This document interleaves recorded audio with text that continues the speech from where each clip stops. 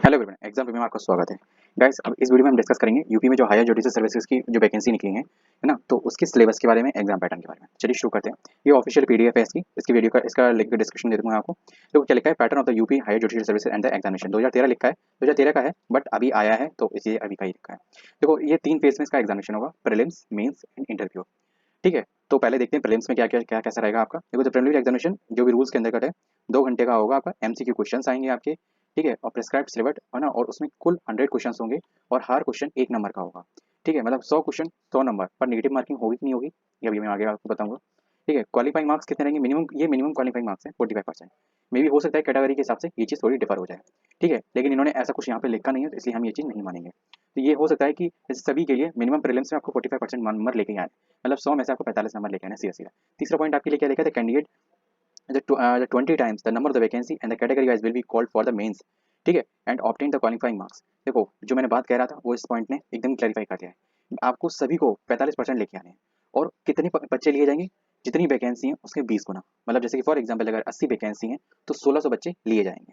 तो इस हिसाब से ये पैटर्न रहेगा और उतने ही बच्चे है ना मेंस में बैठेंगे। इसका मतलब ये नहीं होगा जैसे फॉर एग्जांपल अगर 20 गुना बच्चे नहीं मिल रहे हैं तो ये 45 से कम कर दें। अगर ऐसा कुछ होगा तो उसके लिए स्पेशल नोटिस निकाला जाएगा आपके लिए, है ना, तो तब आपको मैं अवगत करा दूंगा। फिलहाल तो आपके अपने माइंड में यही बन गया कि आपको 45% नंबर लेके आने प्रीलिम्स में, है ना, तभी आप मेंस में अपियर हो पाएंगे। अब नेक्स्ट बात करते हैं, नेक्स्ट पॉइंट आपके लिखा है main written examination shall be consist.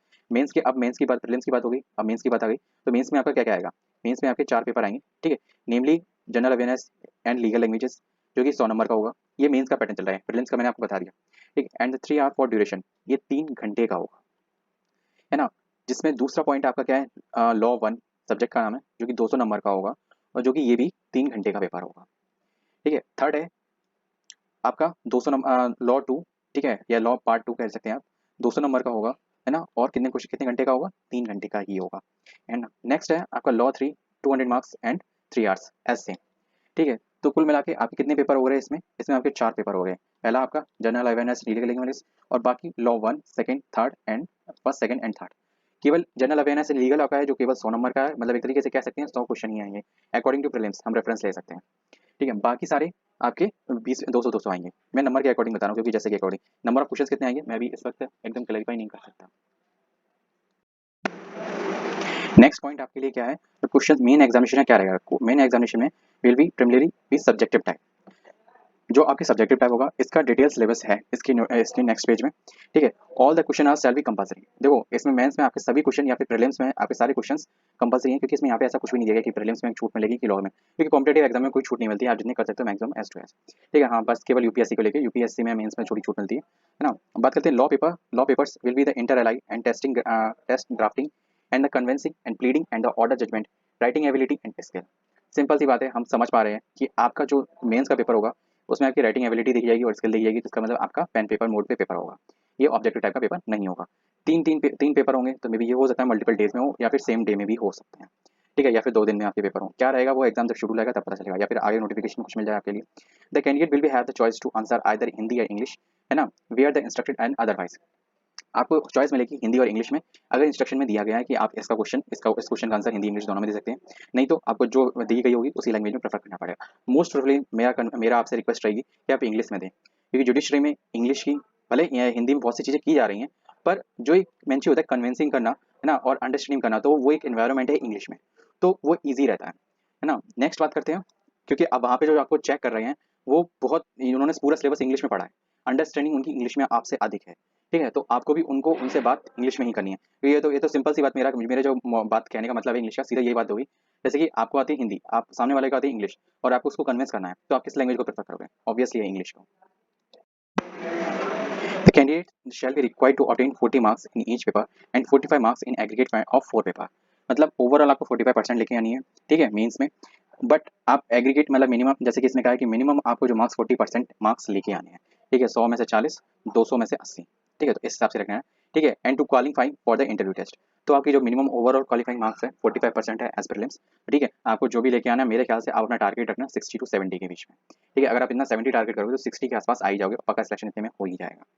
बात करते हैं नेक्स्ट पॉइंट की, candidate this times the number of the vacancy category wise will be called to appear in the interview. ठीक है, देखो 3 टाइम, देखो जितने मेंस में सिलेक्टेड होंगे तो आपकी जितनी वैकेंसी, फॉर एग्जांपल 90 वैकेंसी, उसके 3 गुना लोग बुलाए जाएंगे, मतलब 270 लोगों को आप इंटरव्यू के लिए कॉल किया जाएगा। ठीक है, नेक्स्ट पॉइंट आपके लिए क्या है? The final merit list shall be prepared the category wise on the basis of aggregate marks obtained at the means and written and interview test। तो आपकी जो उसके बाद आपकी फाइनल मेरिट जो लिस्ट बनेगी, वो आपने मेंस में कितने मार्क्स गेन किए, इंटरव्यू में कितने गेन किए, दोनों को एग्रीगेट करके, दोनों को जोड़ के तब बनेगी, जैसे कि यूपीएससी में बनती है, लाइक दैट, है ना, वैसे ही बनेगी। अब बात करते हैं आपके सिलेबस की, जो कि अभी था कि जैसे कि एक सेकंड देखें, प्रीलिम्स का सिलेबस दिया गया क्या? नहीं, प्रीलिम्स का इसमें सिलेबस में नहीं दिया गया, स्पेशली हो सकता है कुछ और नोटिस आए इसके लिए। हाँ, जैसे पेपर वन, ये है प्रीलिम्स का, ही है 100 क्वेश्चन, 100 मार्क्स के क्वेश्चन आएंगे, 2 सेक्शन होंगे, 3 घंटे का पेपर होगा। ठीक है, जो कि एक होगा मेरे ख्याल से जनरल अवेयरनेस एंड दूसरा होगा लीगल लैंग्वेजेस। ठीक है, अब इसमें मेंस में भी आपका ये चीज़ चलेगी। ठीक है, मेंस में अब क्या हो जाएगा, सेक्शन ए, जिसमें कि यह भी प्रीलिम्स का मेरे ख्याल से चल रहा है। ठीक है, इसमें क्या होगा, जनरल अवेयर में सेक्शन ए 50% मार्क्स। ठीक है, 50 मार्क्स कितने होंगे, कौन कौन से topic? History of India, cultural, Indian in culture, geography of India, Indian polity, current national issue, है ना, topics of the social reference, है ना, इंडिया एंड वर्ल्ड से मतलब भारत और संसार। ठीक है, Indian economy and the development in the field of the science and technology and communication and space. ये अगर आप देखा जाए तो एक जनरल अवेयरनेस की जो बेसिक बुक होती है, लाइक लूसेंट वगैरह आप उठाओगे तो ये सारे टॉपिक आपको डेप्थ में इन पॉइंट वाइज आपको मतलब प्रिसाइज नोट में आपको मिल जाएंगे। तो अगर आपके पास टाइम कम है, मतलब अकॉर्डिंग टू एग्जामिनेशन डेट, तो आप उसको प्रेफर करके अपने सारे पॉइंट क्लियर आउट कर सकते हैं। Next section B, legal languages. Legal language में आपके 50 मार्क्स आएंगे, सेम 50 क्वेश्चन आएंगे। It will be the test the language skills and will be included the critical analysis of in given judgment, critical analysis of given judgment. ठीक है, the expression in the legal languages Hindi and English. तो आपको मतलब legal language पे मतलब आपको written में देना पड़ेगा। यहाँ पे जैसे कि आपकी राइटिंग स्किल्स देखे हैं, आपकी क्रिटिकल एनालिसिस मतलब आपकी नॉलेज देखी जा रही है कि आप उसके रिगार्डिंग आप क्या देते हो। ठीक है, किस तरीके से जजमेंट प्रिपेयर करते हो। मेरे ख्याल से ये सब चीज़ें आपके ये चीज़ें हिंदी और इंग्लिश इसमें बायस कर दिया है, पर अकॉर्डिंग टू जैसे मैंने प्रीवियसली बोला, आप इंग्लिश को प्रेफर कीजिएगा। और फिर आपकी दूसरी बात है, फिर आपकी जो लैंग्वेज प्रेफर हो, आपको जो उसमें आप अच्छा मैटर दे सकें, तो वो प्रयास करना। ठीक है, नेक्स्ट पेपर टू, आपका जो लॉ वन है ना, पेपर टू में क्या रहेगा, अब ये आ गया मेंस का सेक्शन पूरा कंप्लीटली, है ना। अब देखो कि प्रीलिम्स का, देखो प्रीलिम्स में यहाँ पे क्या था कि प्रीलिम्स में 2 घंटे का पेपर होगा। तो एक चीज़ मुझे समझ में आ गई है कि यहाँ पे जो ये 3 घंटे का जो चीज़ दी गई था, ये आपके लिए नहीं थी। ठीक है, ये प्रीलिम्स का नहीं है, ये सीधा सीधा मेंस का है ना।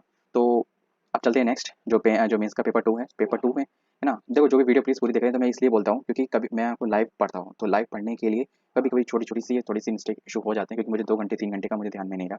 प्रीलिम्स में आपका 2 घंटे का पेपर है और मेंस में आपका ये 3 घंटे का पेपर था लीगल वाला। ठीक है, कि मेंस में आपके सारे पेपर 3 घंटे के ही हैं। पेपर टू की बात करते हैं, पेपर टू की the shall be the 200 marks and 3 hour duration रहेगा। It will be focused on the assess the practical legal acumen, मतलब आपके जो प्रैक्टिकल लीगल एक्यूमेंट्स हैं, ये पूरा सिलेबस उसके अकॉर्डिंग है लॉ वन का। ठीक है, तो बात करते हैं इसमें थोड़ा सा डिटेल में आपके लिए बात कर लेता हूँ मैं। कॉन्स्टिट्यूशन ऑफ इंडिया, ठीक है, the code of the civil procedure, Indian contract act, ठीक है, पार्टनरशिप एक्ट, ठीक है, law of torts, the motor vehicle acts. देखो एक चीज़ मैं आपको बताऊँ, शॉर्टकट में बोलूँगा, जो आपको बड़ी अच्छे से लिंक कर, आप जो भी ये कोड्स हैं, जितने भी कोड्स हैं, है ना, या जितने भी एक्ट्स हैं, इनसे सबसे पहले जो रिसेंटली कनेक्टिंग नॉलेज इन्फॉर्मेशन हो, उसको अटैक करना। ठीक है, उससे उसको अडेयर करोगे तो, और फिर उसके जो बैकेंड में 1-2 साल के अगर जो भी इन एक्ट से रिगार्डिंग कुछ ऐसा इशू, सोशल इशू हुआ, मतलब थोड़ा सा बड़ा, लाइक स्टेट लेवल का, है ना, कुछ ऐसा हुआ, तो वो चीज़ आप कवर अप करना। तो उससे देखो, ये तो पहले आपको इन सबकी बेसिक नॉलेज तो रखनी पड़ेगी, क्योंकि तभी आप जो मैं इन्फॉर्मेशन बता रहा हूँ उसको फिल्टर आउट कर पाओगे। इससे क्या होगा कि आप, क्योंकि ऐसा होता है, सीधी सी सिंपल सी बात है, आजकल नॉलेज बहुत है ना, बेसिक से लेके करंट को उठाया जाता है ना, ये कॉमन तरीका है।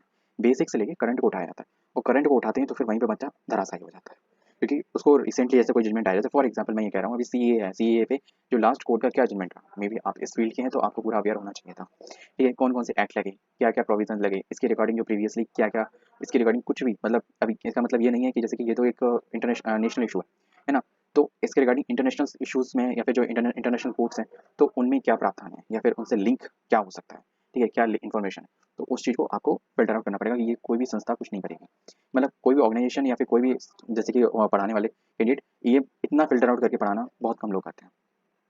दूसरा क्या है आपके सिलेबस में, ठीक है, लॉट सेकंड में, इसमें क्या है, this paper shall be 200 marks and 3 hours for duration, same है। इसमें क्या बात, इसमें किस किस की बात की गई है, इसमें प्रैक्टिकल लीगल एक्यूमेंट मतलब सेम है। ठीक है, बट इसमें जैसे कि इसमें जो नेक्स्ट एक्ट वगैरह है, सारे procedure, code of criminal procedure, IPC, अब सीधी सी बात है, अब जो रिसेंटली आईपीसी का जो नाम चेंज कर दिया, अभी पूछेगा कि इससे पहले जो इंडियन पेनल कोड था, इससे पहले अब जैसे किसने स्टार्ट किया था जो कोड वगैरह है ना, तो ब्रिटिश ने। ठीक है, तो ब्रिटिश ने, तो ब्रिटिश में इसको क्या बोलते हैं, ठीक है, या फिर जैसे कि उन्होंने इसकी हिस्ट्री क्या है, तो इससे रिलेट करके चीज़ें आ सकती हैं, क्योंकि अभी सीधी सी बात है आईपीसी को चेंज किया गया, भारतीय न्याय संहिता, जैसे कि ये लिखा हुआ है ना, ये एंड ये, तो इसका मतलब ये आपको इससे रिलेट करके इसको करंट करके पढ़ना पड़ेगा। तो जो भी चीज़ करंट से रिलेटेड होगी वो चीज़ पूछी तो जाएगी, है ना, जितना आप डेप्थ नॉलेज उसके रिगार्डिंग ले पाओगे तो वो चीज़ ज़्यादा बेटर रहेगा, है ना। अब जैसे कि कोई भी चीज़ अपडेट आई है ना, जैसे for example narcotic and psychotic substance 1985, ठीक है। अब ये देखा जाए तो ये मेडिकल फील्ड की चीज़ है, बट ये आपकी पूछी जा सकती है, बिल्कुल पूछी जा सकती है, क्योंकि अभी कुछ टाइम पहले एक बहुत बड़े लोगों के पोर्ट पे, है ना, और बहुत बड़े स्टार्स लोग पकड़े गए थे ड्रग्स में, ठीक है, ड्रग्स पैडलिंग वगैरह है तो ऐसे रिलेटेड है, तो उनके रिगार्डिंग कोर्ट केस चला था मुंबई हाई कोर्ट में, है ना। तो वो जो कोर्ट केस चला था तो उसमें कौन कौन इन्वॉल्व था, ठीक है। तो वो चीज़ें कौन कौन इन्वॉल्व था, कौन कौन स्टार थे, इससे कोई फर्क नहीं पड़ता। इसमें क्या एक्ट होते हैं, क्या क्या प्रोविजंस होते हैं, कौन कौन सी पेनल्टीज आपको पे करनी पड़ सकती है, क्या क्या किस किस तरीके की आपको सजा हो सकती है, ऐसा प्रीवियसली कब पकड़ा गया, है ना, ऐसे इससे रिलेटेड कौन कौन से एक्ट हो चुके हैं, और कौन कौन सी ऑर्गेनाइजेशन है, ऑफिस डिपार्टमेंट के लोग हैं जो इसको कंट्रोल करते हैं और इसको मैनेज करते हैं, ठीक है, इसको रोकने का काम करते हैं। तो ये चीज़ें, और कुछ चीज़ें जैसे कि लिखा है भारतीय साक्ष्य अधिनियम, तो कुछ चीज़ें जैसे कि चेंज हुई हैं, ये थोड़ा सा पढ़ने में चेंज हो गया है, तो इस चीज़ को हमें अडेप्ट करना पड़ेगा, तो दैट इज़ नथिंग मैटर। अब यहीं पे अब कई लोग कहेंगे कि भाई देखो यहाँ पे तो नाम ही चेंज हो रहा है, तो हम लोग को हिंदी में क्या प्रोसीड नहीं करना चाहिए, बिल्कुल करना चाहिए, हिंदी में प्रोसीड, हिंदी में प्रोसीड उतना ही करो जितना वो चाहते हैं, ठीक है। अगर आप उनकी जगह रखो अपने आप को और आप कितना चाहते होगे तो आप उतना ही करो, ठीक है। ये मैं आपके प्रेजेंस ऑफ माइंड पे छोड़ दे रहा हूँ, कितना करना है कितना नहीं करना है। सिलेबस लॉ थर्ड का क्या है, हिंदू मैरिज एक्ट। अब हिंदू मैरिज एक्ट या फिर मैरिज एक्ट के रिगार्डिंग बहुत सी चीज़ें चल रही हैं, ठीक है। अभी जैसे कि बहुत से कोर्ट्स के जजमेंट आए हैं कि जैसे कि ट्रांसजेंडर की सेम सेक्स वाले मतलब कर रहे हैं, मैरिज कर रहे हैं, तो उसके रिगार्डिंग क्या प्रोविजन है, या फिर जैसे कि फॉरेन कंट्रीज़ में या फिर तो अदर रिलीजन्स में उसके रिगार्डिंग क्या है, क्या एक्ट है उससे रिलेटेड, तो वो सब चीज़ें आपको थोड़ा अडेप्ट करनी पड़ेगी, ठीक है। करंट से थोड़ा सा अवेयर होना पड़ेगा, बेसिक की नॉलेज आपको करनी ही पड़ेगी, और मैं भी अगर आपने पढ़ के किया है तो ये सब चीज़ें आपने पढ़ी ही होंगी, ऐसा हो ही नहीं सकता कि इन सबको बिना पढ़े आपने एग्जाम क्लियर कर लिया हो अपना, जो भी लॉ का है ना। बट ये है कि 7 ईयर का जो एक्सपीरियंस इसमें मांगा गया है, तो वो चीज़ का जो डिफरेंस आ जाता है ना, तो वो चीज़ आप थोड़ा सा आपको पढ़ना पड़ेगा, थोड़ा सा आपको टाइम देना पड़ेगा, बट आपको इन्वायरमेंट मिलता है तो उस चीज़ को आप एडर ईजिली कर सकते हो, क्योंकि आप उसी इन्वायरमेंट में रहते हो, तो वो चीज़ सोशलाइज होती है कि मतलब आपका मत क्या है, आपका मत क्या है, आपका मत क्या है, तो आपको लिखना पड़ेगा। तो लिखने वक्त आपको एक अपना जो मत रखना है वो एक ऐसा रखना है, आइडियल मत रखना है, ठीक है। आपको प्रॉस और कॉन्स दोनों ही शो करने पड़ेंगे, क्योंकि हर किसी चीज़ के या फिर हर एक्ट के या फिर ये कह सकते हैं हर चीज़ के, कोई भी डिवाइस, कोई भी दवा, कोई भी चीज़ होता है, हर किसी के साइड इफेक्ट और इफेक्ट पॉजिटिव दोनों ही होते हैं, ठीक है। बट हमें दिखाना ये है कि अभी जिस तरीके से वेव चल रही है ना, उस एक्ट के रिगार्डिंग, तो हमें उसको उस तरफ से पॉजिटिव दिखाना है, और हमें फिर बाद में उसको थोड़ा नेगेटिव करना है, और लास्ट में अपने आंसर को समराइज करना है, और आपका जो जो समराइजेशन है ना वो न्यूट्रल लगना चाहिए, इस चीज़ का विशेष ध्यान रखें। तो नेक्स्ट आपके लिए क्या है, ये सारे एक्ट हैं जैसे भारतीय साक्ष्य अधिनियम are applicable for afford aforesaid law, ठीक है। नेक्स्ट आपके लिए इंटरव्यू में आपका क्या सीन रहेगा, इंटरव्यू का भी सीन सुन लो। The interview test would be focus on the assessment of the candidate the based of the knowledge of substantive and the proceeding law, ठीक है, understanding the practical aspect of the law of assessment, personality and the personally ability and communication skill.